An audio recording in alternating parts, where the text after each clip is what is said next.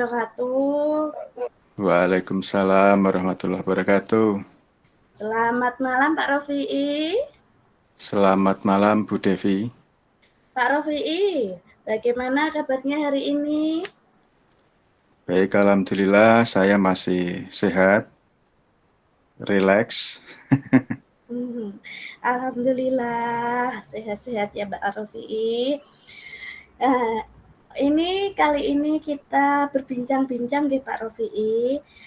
Kita akan sedikit ngobrol-ngobrol. Mungkin ada sesuatu hal yang ingin Pak Rofi'i sampaikan atau ceritakan kepada saya. Silakan Pak Rofi'i. Iya, ini Bu, ini saya di sekolah ini kan ditunjuk sebagai koordinator Adiwiyata. Program Adiwiyata itu merupakan program berwawasan lingkungan yang mana di sekolah kami itu menerapkan Adiwiyata sejak 2013. Jadi kurang lebih sudah 10 tahun menerapkan program berwawasan lingkungan tersebut. Dulu dari kurun 2013 sampai 2019,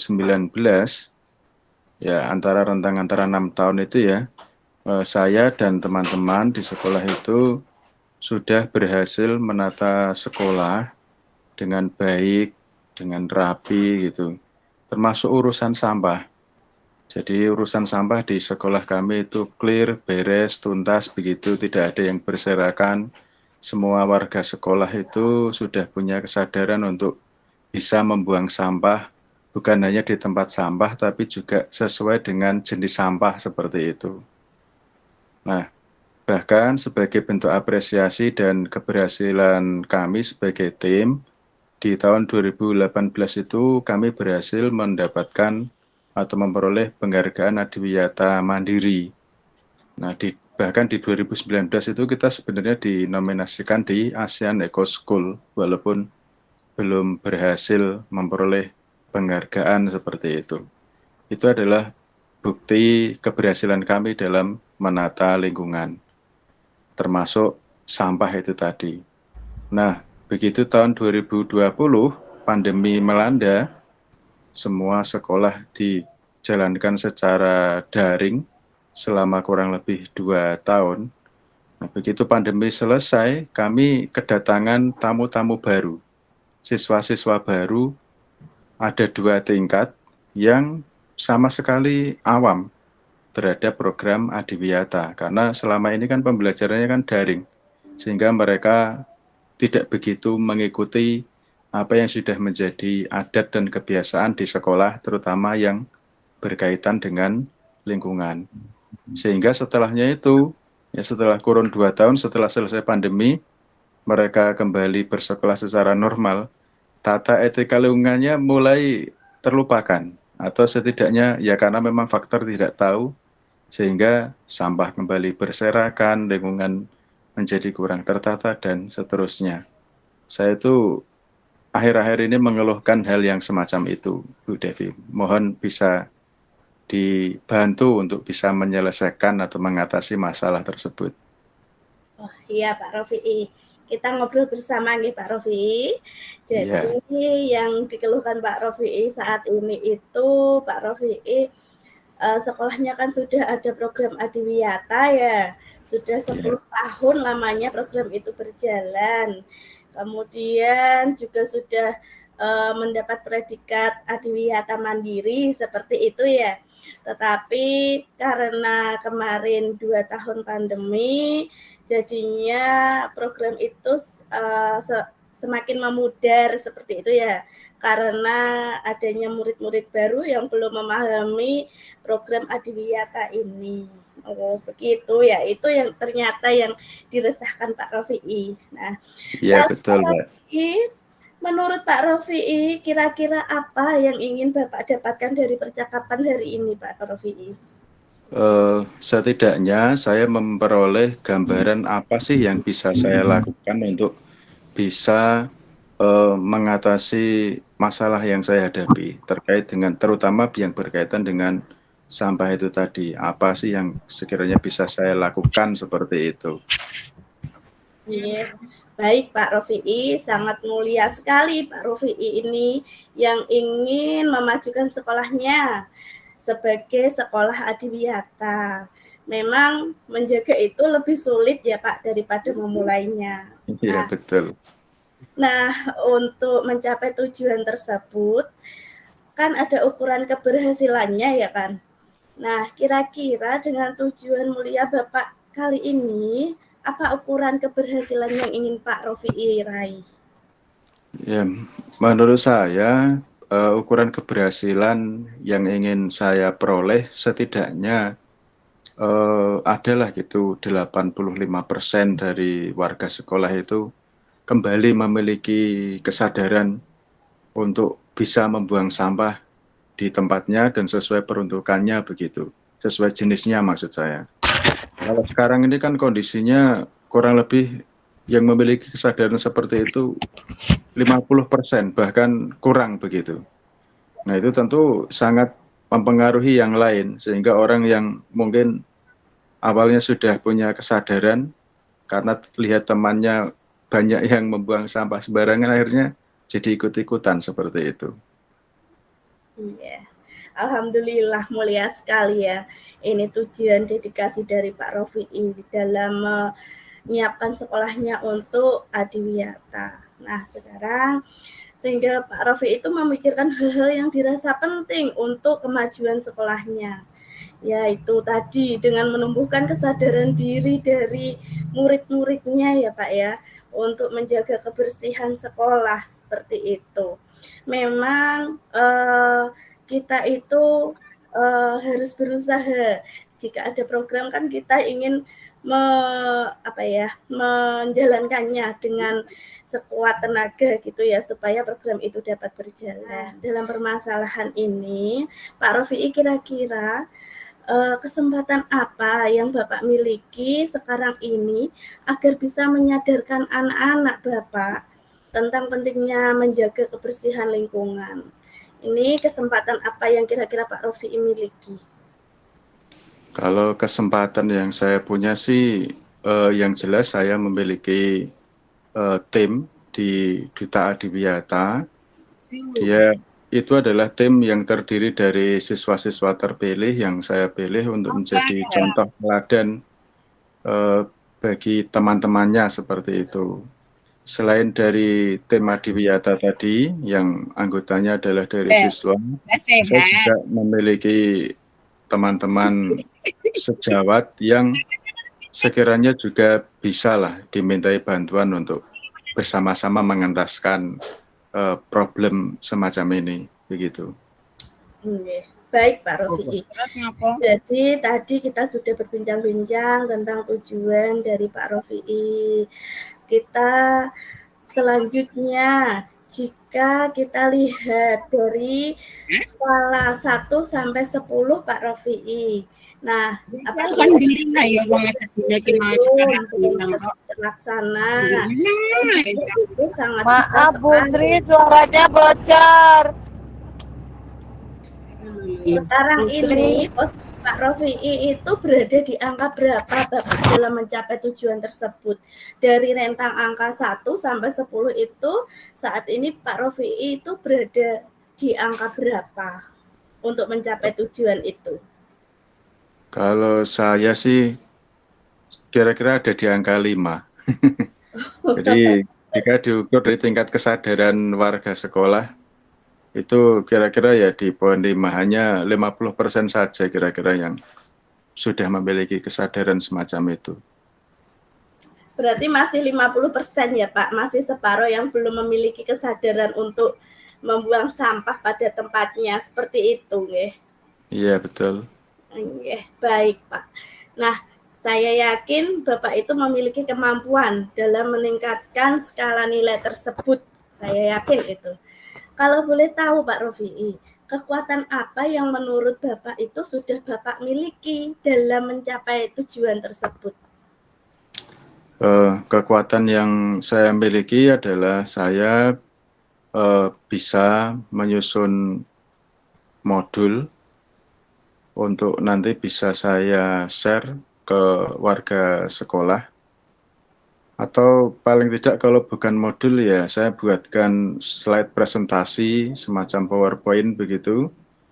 Nanti bisa dititipkan di grup-grup WA kelas dan juga bisa di-share juga ke teman-teman wali kelas biar disampaikan di kelas-kelas seperti itu kurang lebih.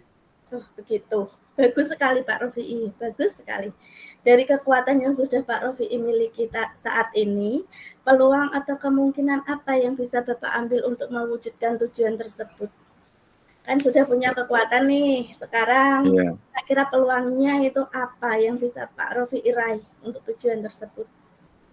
Saya kira peluang yang paling mungkin dan paling efisien tadi adalah mengimbaskan ke teman-teman dulu, teman-teman wali kelas. Walaupun saya yakin mereka juga sudah paham sebenarnya, tapi mungkin perlu ditingkatkan lagi pemahamannya atau setidaknya diingatkan kembali lah. Jadi nanti saya buatkan semacam slide presentasi PowerPoint dan juga modul sekalian juga tidak apa-apa. Nanti akan saya kumpulkan teman-teman wali kelas tadi, saya briefing.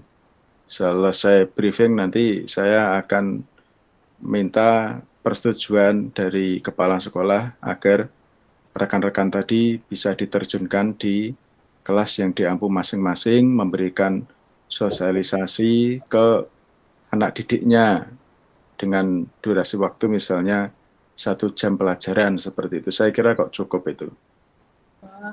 Jadi intinya ini kolaborasi ya Pak Rofi'i ya?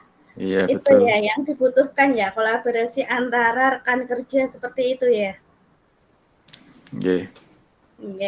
Nah, kira-kira untuk melakukan kolaborasi tersebut, apakah ada hambatannya, Pak? Hambatannya apa ya?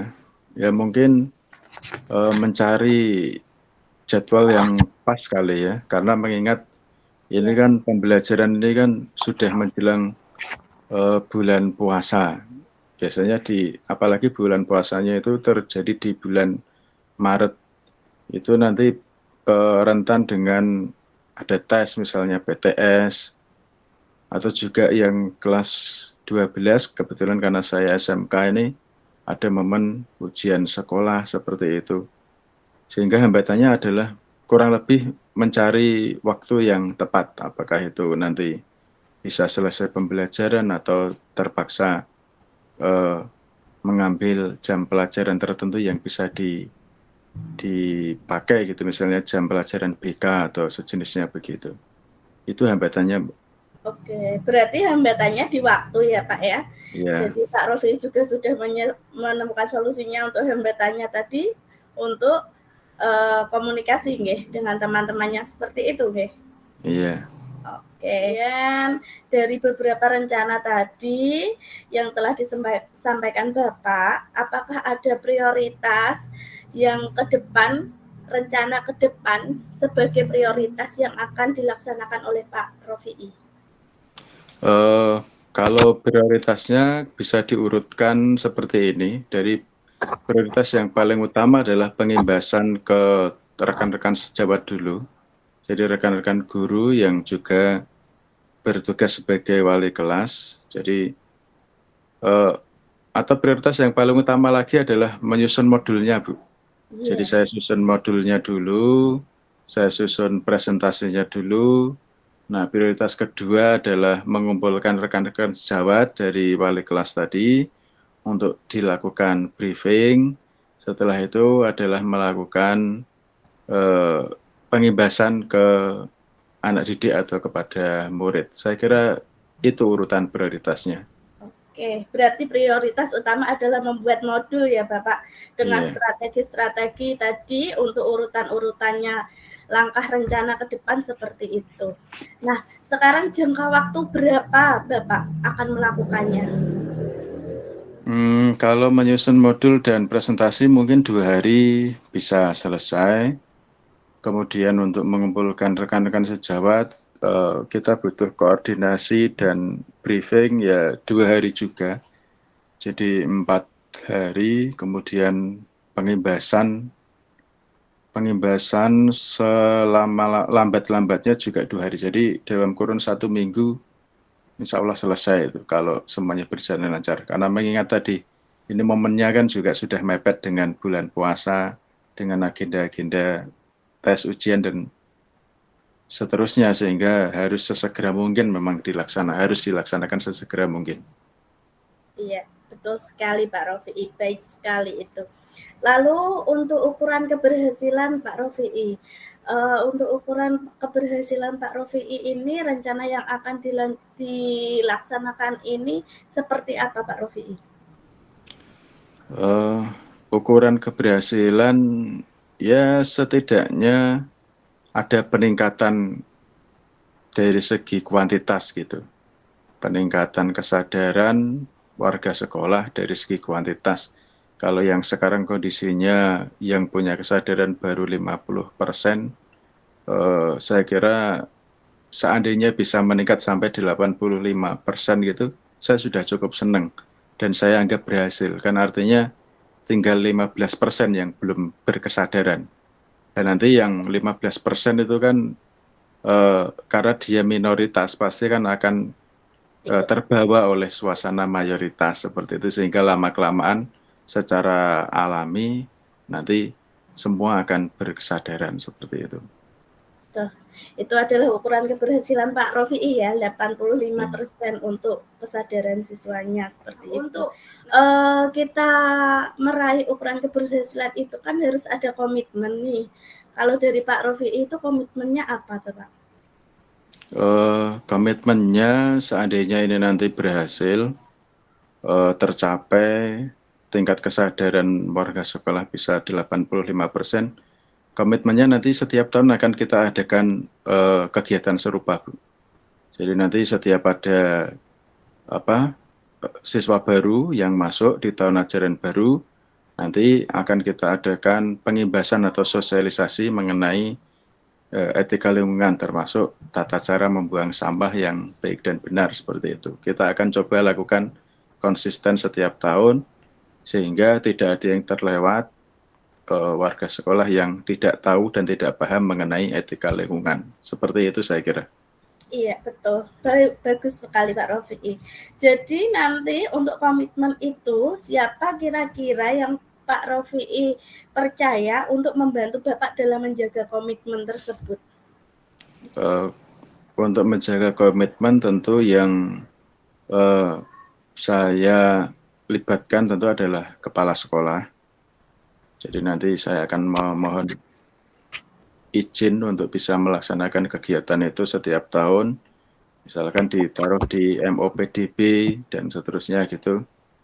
Yang kedua adalah dari waka kesiswaan, karena yang bisa menjangkau siswa-siswa itu adalah waka kesiswaan secara spesifik.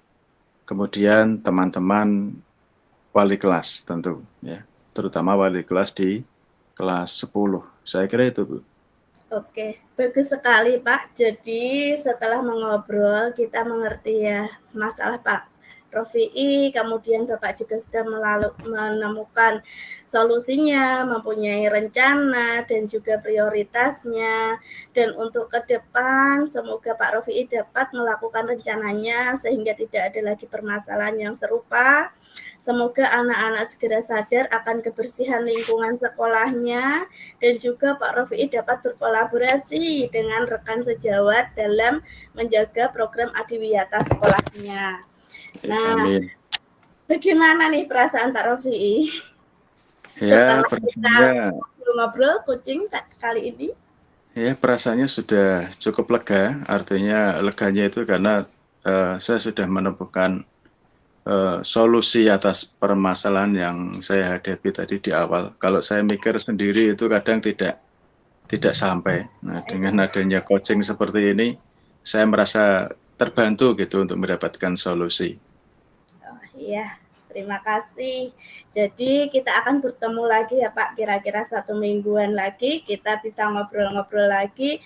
Semoga sampai saat kita bertemu lagi, saya mendapatkan cerita yang bagus, cerita yang baik, apa yang sudah direncanakan dapat berjalan lancar. Seperti itu nggih Pak? Ya, Saya sama-sama. rasa cukup dulu untuk bincang-bincang hari ini ya Pak ya.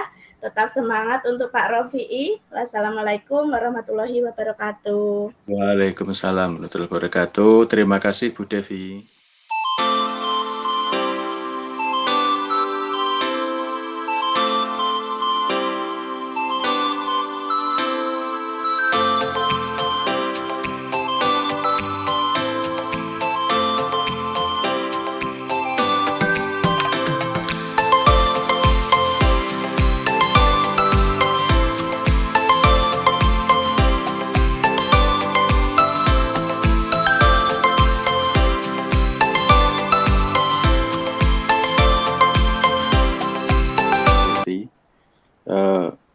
Dari sesi coaching tadi saya merasa terbantu dengan permasalahan yang saya hadapi. Dengan suasana rileks tentu saya tidak merasa tertekan, digurui dan seterusnya, sehingga sesi coachingnya enak, nyaman dan bisa menghasilkan solusi yang mungkin kalau saya pikir sendiri tanpa ada bantuan dari rekan lain, tidak ada bantuan dari sesi coaching, ya mungkin saya akan buntu gitu. Tapi alhamdulillah dengan adanya sesi coaching, saya bisa sharing, saya bisa bercurah pendapat.